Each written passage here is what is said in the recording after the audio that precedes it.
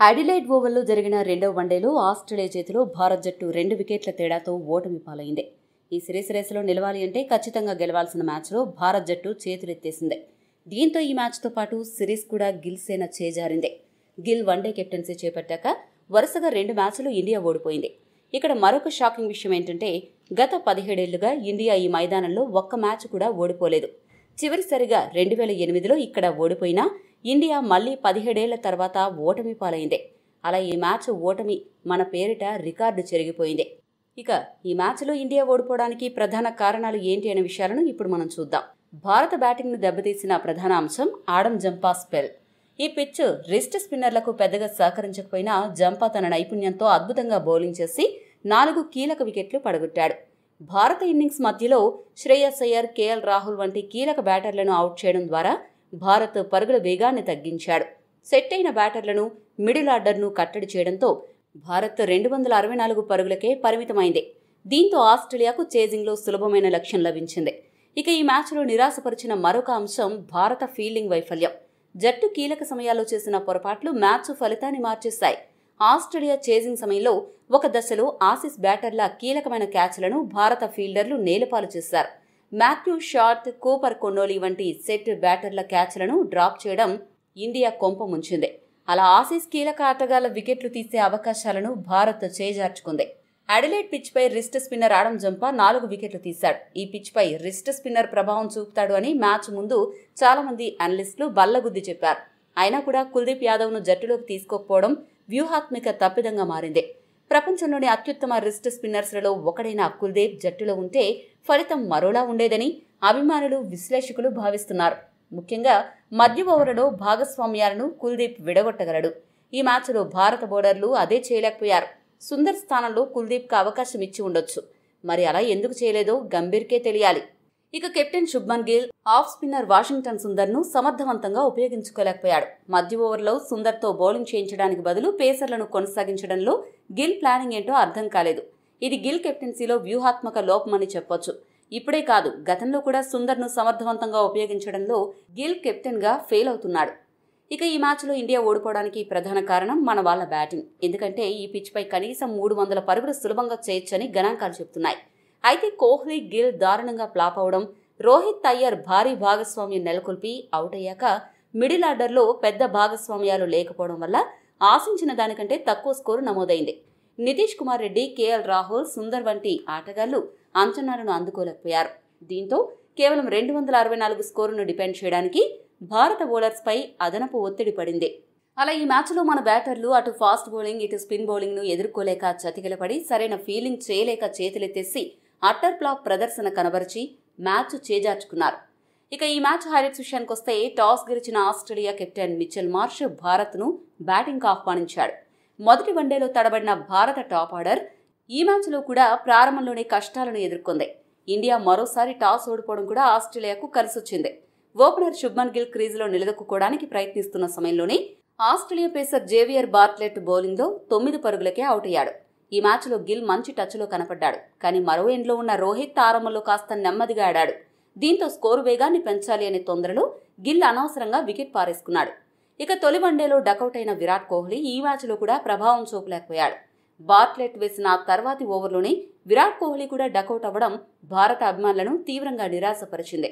వరుసగా 2 వన్డేల్లో కోహ్లీ డకౌట్ కావడం తన కెరీర్ ఇదే తొలిసారి. దీంతో భారత్ 17 పరుగులకే 2 కీలక వికెట్లు కోల్పోయి కష్టాల్లో పడింది. ఈ దశలో ఓపెనర్ రోహిత్ శర్మ మరియు శ్రేయస్ అయ్యర్ ఇన్నింగ్స్ను నిలబెట్టే బాధ్యతను తీసుకున్నారు. ఆస్ట్రేలియా పేసర్లు మిచెల్ స్టార్క్, జోష్ హజల్వుడ్ విసిరిన కఠినమైన బౌలింగ్ను వీరు ఆచితూచి ఆడారు. ముఖ్యంగా రోహిత్ శర్మ చాలా జాగ్రత్తగా, నిదానంగా బ్యాటింగ్ చేశాడు. అయితే 20వ ఓవర్ తర్వాత రోహిత్ శర్మ వేగం పెంచాడు. ఆస్ట్రేలియాకు 5వ బౌలర్ మిచెల్ ఓవెన్ బౌలింగ్లో వరుసగా 2 భారీ సిక్సర్లు బాది ఇన్నింగ్స్ ఊపందుకునేలా చేశాడు. ఈ ఓవర్లో మొత్తం 17 పరుగులు రావడంతో భారత స్కోరు వేగం పుంజుకుంది. కష్టతరమైన ప్రారంభం తర్వాత రోహిత్ శర్మ అద్భుతంగా ఆడి కీలకమైన అర్ధ సెంచరీ పూర్తి చేశాడు. వన్డేలలో రోహిత్కు ఇది 59వ అర్ధ సెంచరీ. ఇక వన్డేల్లో ఓపెనర్గా అత్యధిక పరుగులు చేసిన భారత ఆటగాళ్ల జాబితాలో సౌరవ్ గంగూలీని దాటి రోహిత్ శర్మ 2వ స్థానానికి చేరుకున్నాడు. అలాగే ఆస్ట్రేలియాలో వన్డేలలో 1000 పరుగులు పూర్తి చేసిన మొదటి భారత బ్యాటర్ రోహిత్ శర్మ కావడం విశేషం. కాకపోతే గణాంకాల ప్రకారం 2015 నుండి ఇప్పటి వరకు వన్డేలలో రోహిత్ చేసిన అతి నెమ్మదైన అర్ధ సెంచరీ ఇదే కావడం గమనార్హం. ఈ మ్యాచ్లో రోహిత్ 73 బంతుల్లో అర్ధ సెంచరీ చేరుకున్నాడు. ఇక మరో ఎండ్లో శ్రేయస్ అయ్యర్ కూడా రోహిత్కు చక్కని సహకారం అందించాడు. స్ట్రైక్ రొటేట్ చేయడంతో పాటు అప్పుడప్పుడు బౌండరీలను సాధిస్తూ స్కోరు బోర్డును ముందుకు నడిపించాడు. ఇద్దరూ కలిసి 50 పరుగులకు పైగా భాగస్వామ్యాన్ని నెలకొల్పారు. దీంతో ఆరంభంలో వికెట్లు త్వరగా కోల్పోయిన భారత్ను వీరిద్దరూ కలిసి మంచి స్థితికి చేర్చారు. అద్భుతమైన భాగస్వామ్యంతో భారత ఇన్నింగ్స్ను నిలబెట్టిన రోహిత్ శర్మ సెంచరీకి చేరువవుతుండగా 73 పరుగుల వద్ద అవుట్ అయ్యాడు.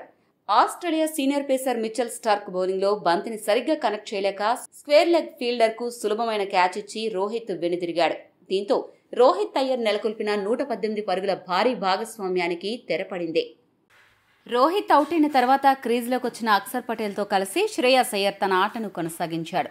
చక్కటి టైమింగ్తో బౌండరీలు కొట్టిన అయ్యర్ తన 23వ వన్డే అర్ధ సెంచరీని పూర్తి చేసుకున్నాడు. అయితే అర్ధ సెంచరీ తర్వాత అయ్యర్ కూడా ఎక్కువసేపు నిలబడలేకపోయాడు. ఆస్ట్రేలియా స్పిన్నర్ ఆడమ్ జంపా వేసిన బంతిని భారీ షాట్ ఆడబోయి క్యాచ్ ఇచ్చి పెవిలియన్ చేరాడు.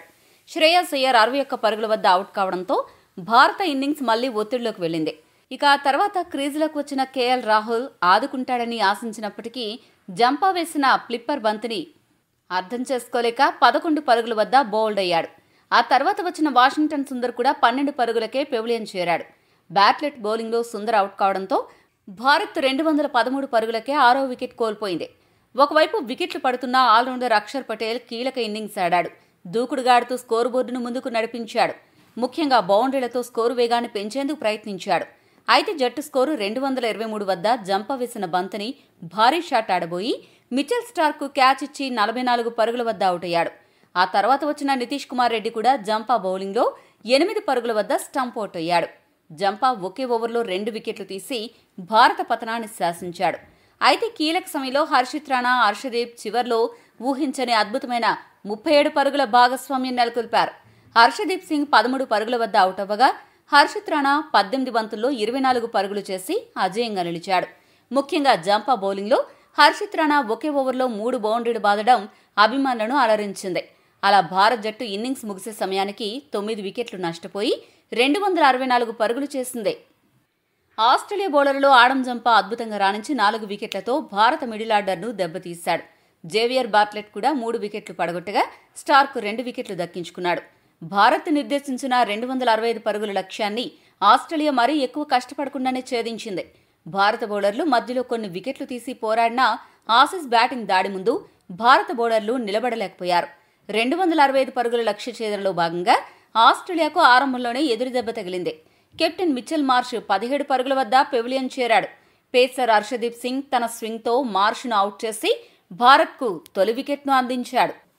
ఆ తర్వాత ప్రమాదకరమైన ఓపెనర్ ట్రావిస్ హెడ్ కూడా యువ పేసర్ హర్షిత్ రాణా బౌలింగ్లో 28 పరుగుల వద్ద విరాట్ కోహ్లీకి క్యాచ్ ఇచ్చి పెవిలియన్ చేరాడు. దీంతో ఆస్ట్రేలియా 54 పరుగులకే 2 వికెట్లు కోల్పోయి కొంత ఒత్తిడికి గురైంది. ఈ క్లిష్ట సమయంలో మాథ్యూ షార్ట్ మరియు మ్యాట్ రెన్షా జోడీ ఇన్నింగ్స్ను నిలబెట్టింది. ముఖ్యంగా షార్ట్ దూకుడుగాడుతూ 48 బంతుల్లో అర్ధ సెంచరీ పూర్తి చేసుకున్నాడు. వీరిద్దరూ 3వ వికెట్కు 50 పరుగులు జోడించి ప్రమాదకరంగా మారుతున్న దశలో స్పిన్నర్ అక్షర్ పటేల్ బ్రేక్ ఇచ్చాడు. రెన్షాను 30 పరుగుల వద్ద క్లీన్ బౌల్ చేసి భారత్కు ఊరటనిచ్చాడు. ఆ వెంటనే మరో స్పిన్నర్ వాషింగ్టన్ సుందర్ కూడా వికెట్ కీపర్ అలెక్స్ క్యారీని 10 పరుగుల వద్ద అవుట్ చేయడంతో ఆస్ట్రేలియా 132 పరుగుల వద్ద 4 వికెట్లు కోల్పోయింది. భారత స్పిన్నర్లు ఆసీస్పై ఒత్తిడి పెంచారు. అయితే ఆస్ట్రేలియా ఇన్నింగ్స్కు వెన్నెముకగా నిలిచిన మాథ్యూ షార్ట్, ఆ తర్వాత వచ్చిన కూపర్ కొన్నోలీ అద్భుత భాగస్వామ్యం మళ్లీ ఆస్ట్రేలియాకు ఊపిరి ఇచ్చింది. మాథ్యూ షార్ట్ తన అద్భుతమైన ఫామ్ను కొనసాగిస్తూ జట్టు స్కోరును 200 దాటించాడు. ప్రమాదకరంగా మారుతున్న ఈ భాగస్వామ్యాన్ని మళ్లీ హర్షిత్ రాణా విడదీశాడు. సెట్ బ్యాటర్ మాథ్యూ షార్ట్ను 74 పరుగుల వద్ద అవుట్ చేసి మ్యాచ్ను మళ్లీ భారత్ వైపు తిప్పే ప్రయత్నం చేశాడు. కానీ ఆ తర్వాత క్రీజులకు వచ్చిన యువ ఆల్రౌండర్ మిచెల్ ఓవెన్ సూపర్ హిట్టింగ్తో మ్యాచ్ను ఇండియా నుండి లాగేసుకున్నాడు.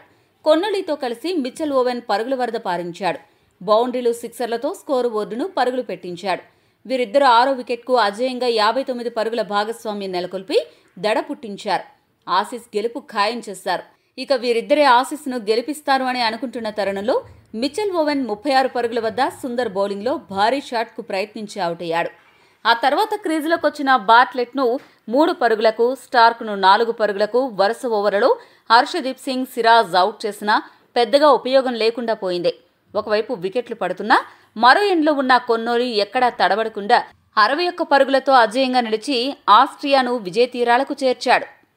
భారత బౌలర్లలో హర్షదీప్ సింగ్, హర్షిత్ రాణా, సుందర్ చెరొక 2 వికెట్లు పడగొట్టగా అక్షర్ పటేల్, సిరాజ్ చెరొక వికెట్ దక్కించుకున్నారు. అలా ఈ మ్యాచ్లో భారత్ జట్టు ఓటమిని మూటగట్టుకుంది. ఈ వీడియో మీకు నచ్చితే లైక్, షేర్, కామెంట్ చేయండి. మరిన్ని స్పోర్ట్స్ అప్డేట్స్ కోసం మా ఛానల్ను సబ్స్క్రైబ్ చేసుకోండి.